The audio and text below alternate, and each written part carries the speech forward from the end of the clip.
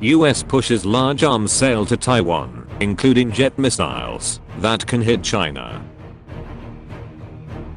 The Trump administration is pushing the sale of 7 large packages of weapons to Taiwan, including long-range missiles that would allow Taiwanese jets to hit distant Chinese targets in the event of a conflict, say officials familiar with the proposals. If approved by Congress, the packages, valued in the billions, would be one of the largest weapons transfers in recent years to Taiwan. The administration plans to informally notify lawmakers of the sales within weeks. By law, the US government is required to provide weapons of a defensive nature to Taiwan, a self-governing democratic island. China, which claims Taiwan as part of its territory, has escalated its military activity near the island after Taiwan's president, Tsai Ing-wen, won re-election in January by beating a candidate viewed as friendlier to Beijing. The proposed sales come as President Donald Trump and his campaign strategists try to paint him as tough on China in the run-up to the election in November. Some administration officials see bolstering Taiwan as an important part of creating a broader military counterweight to China in Asia. Taiwan has strong bipartisan support in Congress, so administration officials expect lawmakers to approve the arms sales. Relations between the United States and China have plummeted to their lowest point in decades, as the two nations openly challenge each other on a wide range of issues, including Chinese stealing of Western technologies and Chinese illegal occupations of territories in Asia-Pacific region. The most sensitive weapon system of the proposed packages to Taiwan is an air-to-ground missile, the AGM-84HK made by Boeing. Because of its range, it can be fired by jets flying beyond the reach of China's air defense system. The missiles could hit targets on the Chinese mainland or at sea, including warships trying to cross the Taiwan Strait. The proposed sale of the missile, which is likely to cause concern among Chinese military officials, has not been previously reported. The missiles can be used with F-16 fighter jets that the United States has sold Taiwan. The Trump administration announced last year that it was selling to Taiwan 66 such jets at $8 billion, one of the single largest arms packages to the island in many years. Officials said the current proposed sales include surveillance drones that are an unarmed version of the Reaper model made by General Atomics, a truck-based rocket artillery system made by Lockheed Martin, land-based Harpoon anti-ship missiles from Boeing, and sea mines. Reuters reported aspects of the packages on Wednesday. The US is increasingly concerned that deterrence is weakening as Chinese military capabilities grow, said Bonnie S. Glazer, a senior advisor for Asia at the Center for Strategic and International Studies. The items in this package will help increase Taiwan's ability to prevent a Chinese invasion, essentially to hold out longer. But, she said, weapons procurements are only one part of that equation. The US is also urging Taiwan to rebuild its reserves and conduct more real-world training.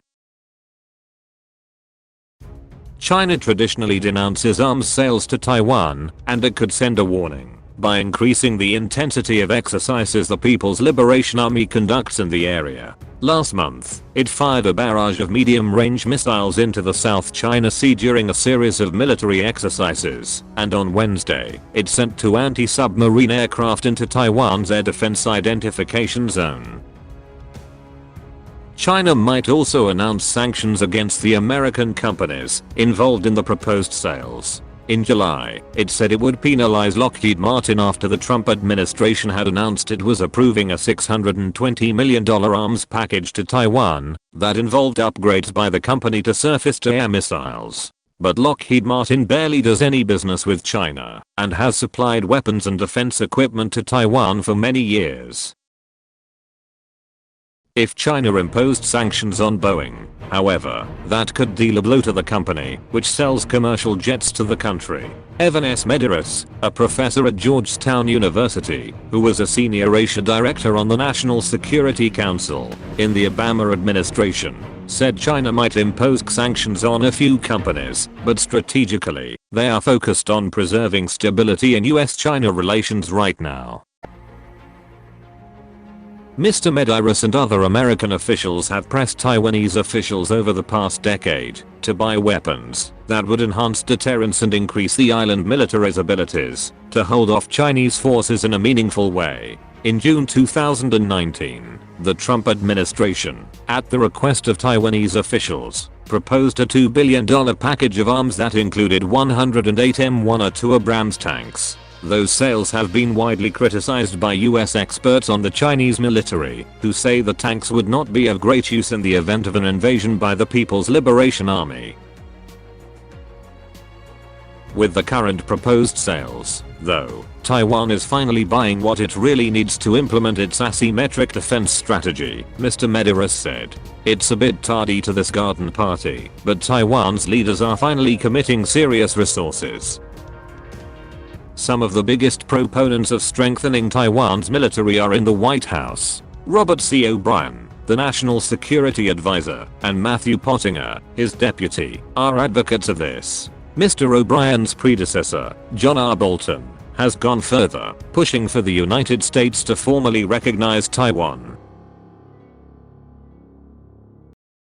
Administration officials are reluctant to take that step, but they do aim to bolster Taiwan's diplomatic standing in the world. In March, officials persuaded Mr. Trump to sign the Bipartisan Taipei Act, passed by Congress, which commits Washington to helping Taiwan improve its international status. On Thursday, Keith J. Krach, the Undersecretary of State for Economic Growth, Energy and the Environment, arrived in Taiwan to attend a memorial service for Lee Teng-hui, a former president.